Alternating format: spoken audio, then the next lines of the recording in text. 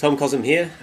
This is a follow-up video to a very quick 3-minute video I did with these two launch pads here. Novation have very kindly given me 2 of these launch pads to play with, and I'm into week 2 now, so this is kind of where I'm at with having these 2 devices. I'm going to quickly run through what I just did in that previous set, so if you haven't actually watched the original little 2-minute jam, go and check it out.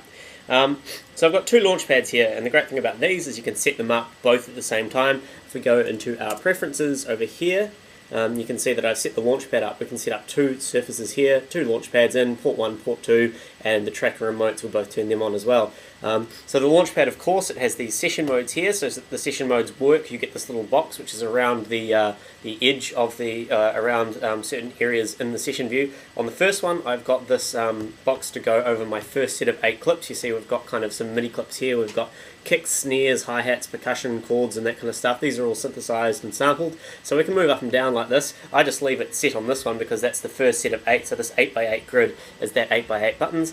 Over here in the second launch pad, you see we now have a red square, so you can see I can move this one around as well. I have this set to the second set of 8.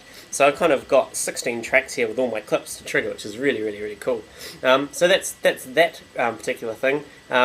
Now, of course, we've got the mixer modes as well. So if we go into mixer mode, what we can do is if we, for instance, pick volume, this is the volume controls of all the channels. So I can actually bring the volumes down and up like so, which is great. And we've got pans and sends and all that kind of stuff. I won't go into a big demo video of the Launchpad because you can all probably have a play with that. So the first thing I did, you notice, is I was in this user 2 mode. Now, the first thing I'm going to do is stop all the clips, like so.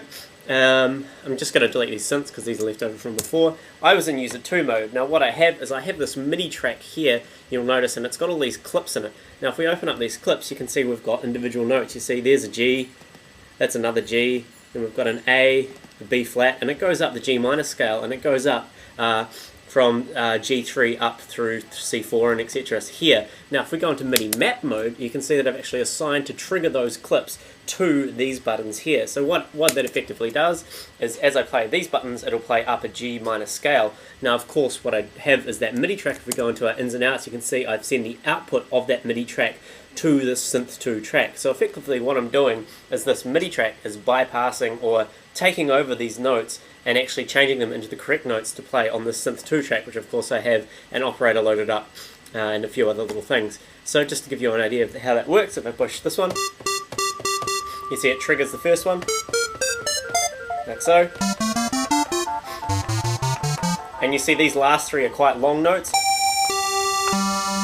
If we go over to our synth, what you can see here is you can see I have a filter frequency macro in one of my instrument racks. If we go into MIDI map mode, you see I've mapped this to a range of these actual notes. So the cool thing about this, I'll just delete this and show you.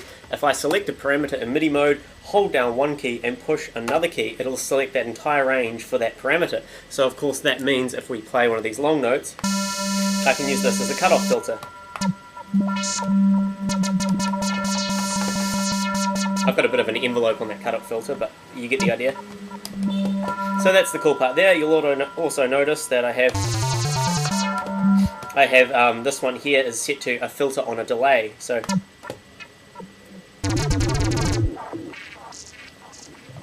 that's quite cool.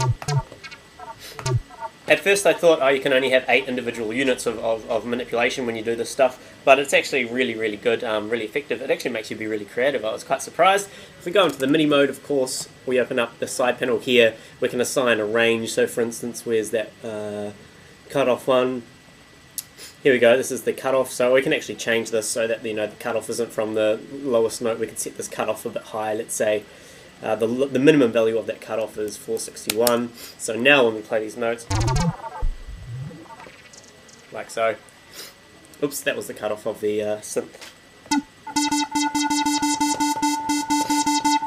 like that. But we don't want that for now, so let's just get rid of that. Take that down, back in the MIDI mode. So that's the first thing I did. Now I played these like that. One of these, and then we had this cutoff, which we just did. The second thing I did was I moved over into user 1 mode over here. Now, user 1 mode, you might have noticed I used as a step sequencer. I'm just going to turn all these steps off here now. Now, the way that I've created a step sequencer in Ableton, let's put those volume controls back on, is this. This is quite a complicated thing, but it took me about an hour to figure out, and it takes a little while to set up, but once you've done it, you've got a whole step sequencer, and this is all native with Ableton stuff as well. This isn't using any Max for Live patches or any crazy hacks or Bones MIDI translator. So the way that I've done this is I've set up a track here called mid sequence out, and I've loaded up an impulse. This impulse has 8 samples. What do we got here? I won't play them all for you. You get the idea. And then there's just a filtered delay there, which gives it a bit of delay. Now, that's all good, but how do I actually get this as a step sequencer sending to that MIDI sequence out? Well, what I've done is I've created 8 groups over here. I'm just going to open up the first group for you. Let's have a look at that first group there. You can see that first group has 8 individual tracks. 1, 2, 3, 4, 5, 6, 7, 8. Now, these are MIDI tracks. Now, on these MIDI tracks, if we scroll down somewhere, I've got some clips. So I've got some clips, just one single clip on each of these MIDI tracks. If we open up this clip, you'll see that it has a single note on the first 16th note. We go over to the second one, it has a single note on the second 16th note, third 16th note, fourth 16th note, etc, etc, etc. Now this means that if I was to play this entire group, of course I've grouped all these 8, it means I can play them all at once with this little play button here. You can see that it's sending, it's playing them all at the same time, but it's sending a MIDI signal out. It's sending C out. Each one of these tracks is sending C out, and if we look at the MIDI 2, you can see I've routed all of these tracks to this one MIDI sequencer track. So what this is doing is it's sending C, C, C, C, C, C, C, C, C, C, C, C, C, C, C, C, C, C, C over and over on 16th notes. So that's the first part of it. Now, of course, what happens if we go into MIDI map mode, you can see I've got these mutes here.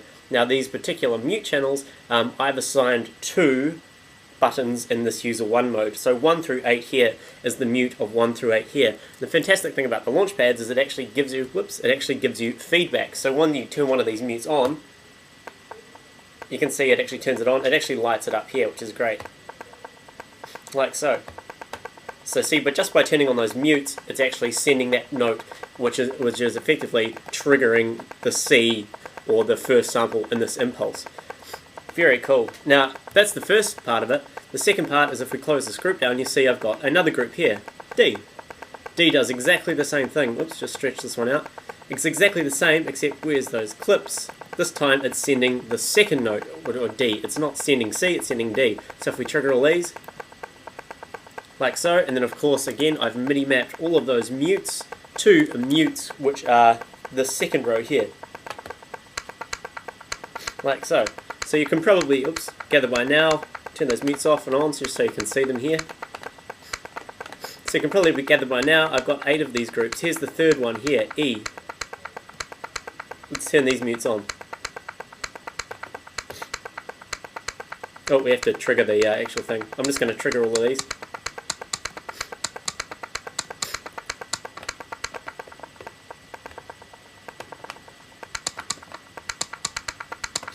Very cool. Here's our fourth one, F. And then we have G, etc. So these are all mapped to the mutes of those 8 individual groups, and those 8 individual groups have 8 individual MIDI tracks, and each MIDI track has a clip which plays a single note every 16th note.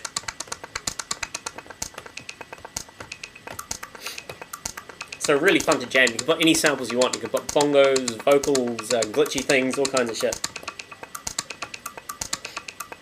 Then I went to session mode, and I know this button here will trigger my drum loop, my kick drum, like so. So pretty much that's how I started it. So we've got our kick going. Remember, back over in user 2 mode, if we go to user 1 mode here, you'll notice this now sets us to our step sequence again. That's a great thing about it. It can be a bit of a burden that you don't have 2 user 1 modes and 2 user 2 modes, but it's cool because you can go in session mode here, user 1 mode here, or if I want session mode here, I can go user 1 mode over here. Very handy. So we're in session mode here because we just triggered that kick drum. If we go back to user 1 mode, let's change some of these things. That'll do. Back to user 2 mode where we have our synth.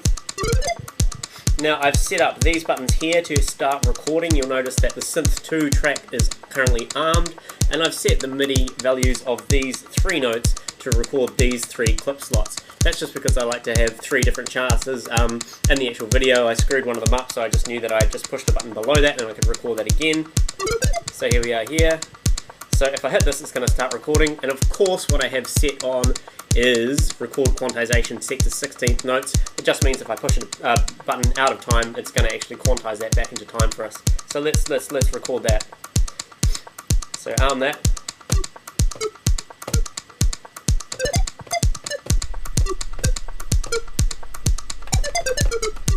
And I push it again, it'll play that loop back to us. That delay is cut off. Let's bring it up. And because I have MIDI overdub on, we can just jam out some notes.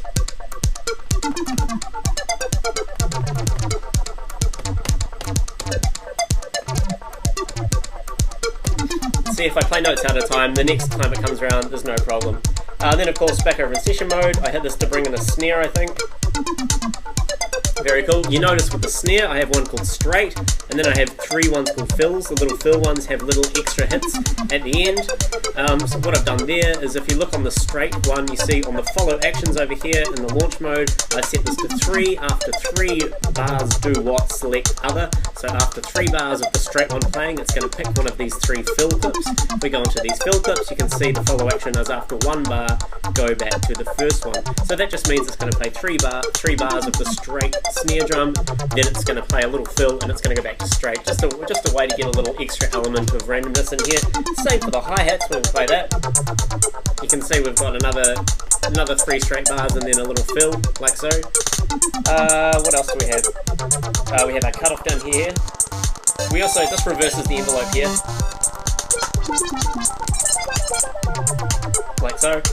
Then I believe I went to this session mode. I know this one brings in some white noise, so let's bring that in. And I'm going to bring out the kick and the snare. This one brings in some chords. And this one does as well. Let's go back to user 2 mode, open this up as that white noise builds up. And then we can trigger the whole scene here. Like so. Lots of fun. Go back into user 1 mode. Let's play a little bit more of that sequence. There we go. And then I think I recorded another user 2 mode, like this. Now see, I screwed that up. Didn't really like that. So let's try again. I can do it by hitting this one.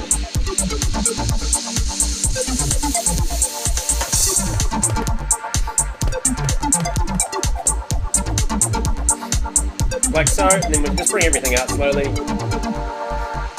And then I think I triggered this scene here, which is a lot more funky. Very cool. Then I just went into the mixer modes, I went into volume mode, and I just put the volume down of things. And then we waited until the end of the next phrase. If we go back into mixer mode, this button stops all clips. And that's it. So that's basically it. That's my 2-week video. I'm going to be doing videos as I get better and better at using these machines. I'm starting to really get there. I've only really kind of played around with this song, which is just a bit of an experiment. It's not really a complete song. Yeah, I think I'm going to be using these a lot more in my live sets as we go on. So let's hope, and I'll keep updating these videos as we go along on my progress. Thanks for watching. Check it out, tomcosm.com if you like this video.